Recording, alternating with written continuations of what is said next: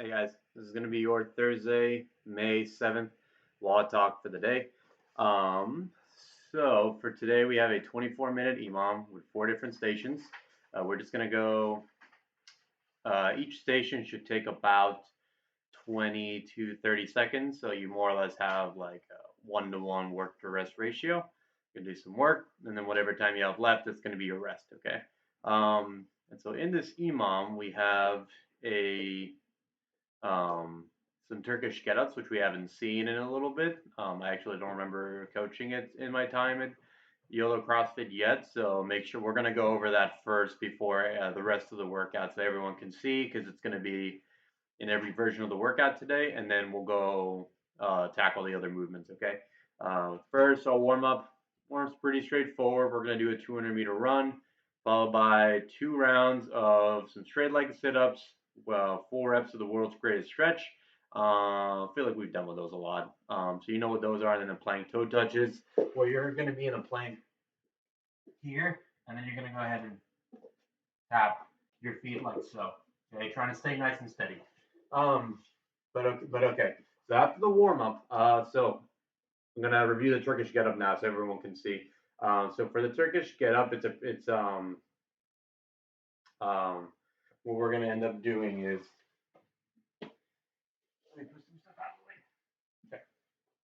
So I'm gonna use this small dumbbell to demo. Basically, you're gonna start on the floor in a lying down position, and then you're gonna stand all the way up into a standing overhead position with the weight over your head. So it's gonna look like this. Okay, you're standing up on the ground. I'll just show you a rep. I'll just show you one rep before we get going. Okay.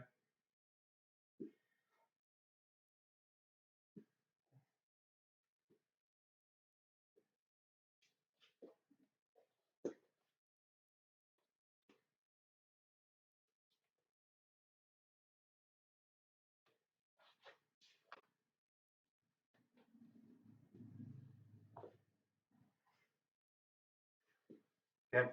The Turkish Get-Up is going to be the upward portion and the downward portion of this movement. I'll try to go a little further back for the next one because it might have cut off at the top there. But so, I'm going to walk you through each part of this, and if you need to review anything, you can just rewind the video.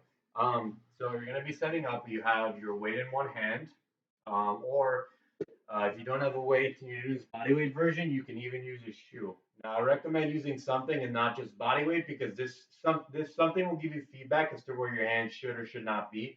The idea is that your arm is pointed up in like pretty much every plane that your shoulder can like hold itself in. Okay.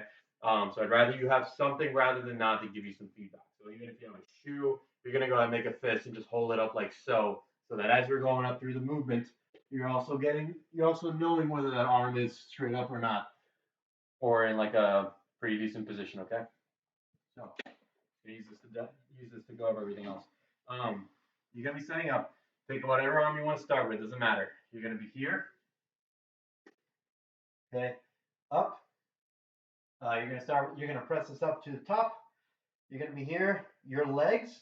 You're gonna bring your knee up on the same side as the side you're pressing up with. Okay. So, right arm, right leg. Your other leg is gonna be at about like a 45-degree angle-ish, 30 to 45 degree around here. Actually, the leg doesn't matter as much. The arm, I prefer being at about a 45-degree angle. Okay.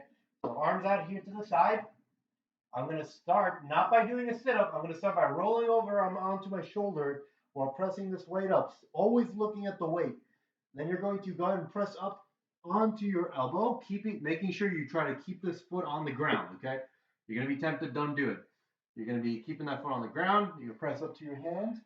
So looking at the weight, you're going to lift your hips up, okay? You have 3 points of contact, foot, hand. All up here. Slide this knee back. You're gonna be sideways here. You're gonna go ahead and bring your chest up. Make sure your feet are ready. You're gonna lunge up. Still looking at the weight. You can't see me, but I'm looking up. Then you're gonna start to do the reverse. Lunge down. Hand to the side. Slide that foot forward. Hip down. Elbow. Shoulder, other shoulder, and down. That's one rep, okay? I highly recommend you practice this. Take some time to practice this movement before the workout so you know how fast it'll be and how much you can actually get done. I think if you're doing it super slow, 5 reps is going to be kind of pushing it for this movement. It's not meant to be a super quick one. I'd say I'd say even like if you're only able to do 2 to 3 reps per side, that's fine. You're probably going to spend most of your minute doing this. It's going to be the one movement where you're not going to spend all your time, or you're going to have much time to rest. You're really going to be working for most of that minute. Okay. But if you need to review anything, just rewind the video. Okay. So for the 24-minute AMRAP, if you're doing this body weight station, your stations are going to be 15 toes to sky, 20 walking lunge steps, I'm going to say 2 to 5 Turkish get-ups per side, and then 20 seconds of L-sits on the floor. Okay. So your toes to sky are going to be when you're on the ground like so. Feet pointing straight up to the sky, and you're going to have your hands at your side or underneath your hips for more support. Straight over here, side or on their hips. Then you're going to press up, keeping your feet going straight up. Try not to bring them back. Think about just straight up to the sky. Okay, 15 reps. We're going to do 20 walking lunge steps. If you have room to walk around, go ahead and walk forward. If not, you can go ahead and do some reverse lunges. So just stepping back and doing 20 in place. Okay. Then your third station is going to be 2 to 5 Turkish get-ups per side. And then the fourth station is going to be 20 seconds of L-sits on the floor. Okay. So you're going to be here, hands here, lifting up.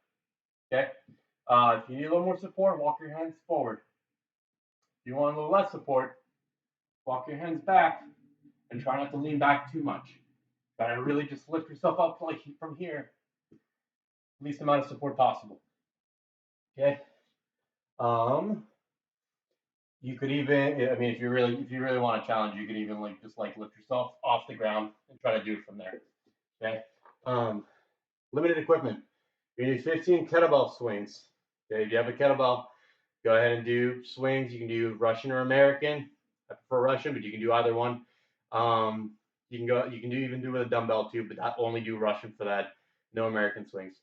Second station is 20 walking lunges. Same thing.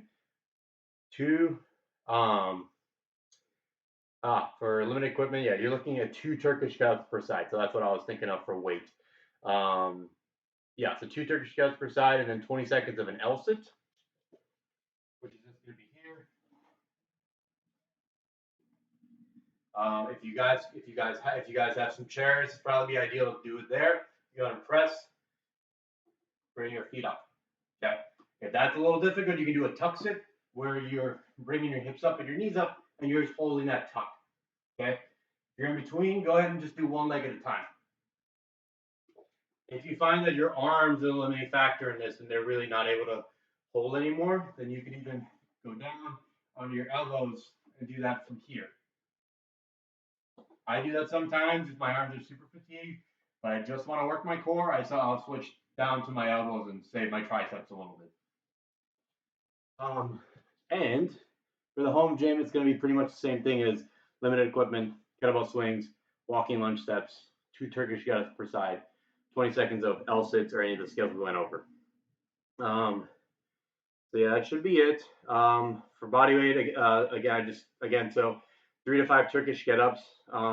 It's still kind of fast, even if you don't have any weights, especially if the movement is new. I'd probably just recommend going slower and doing fewer reps. So even if you don't have weight, maybe 2 to 3 reps would be enough. If you're using like a shoe, for example, to give you that feedback. Okay. I'd rather this one you don't blaze through, because you're not really going to get a lot of conditioning or cardio from it. It's meant to be more of a slow, very deliberate, shoulder stability movement. Okay. So that should be it. If you guys have any questions, go ahead and give us, send them our way on Facebook, Instagram, phone numbers, YouTube comment, whatever you got. And happy WODing, guys.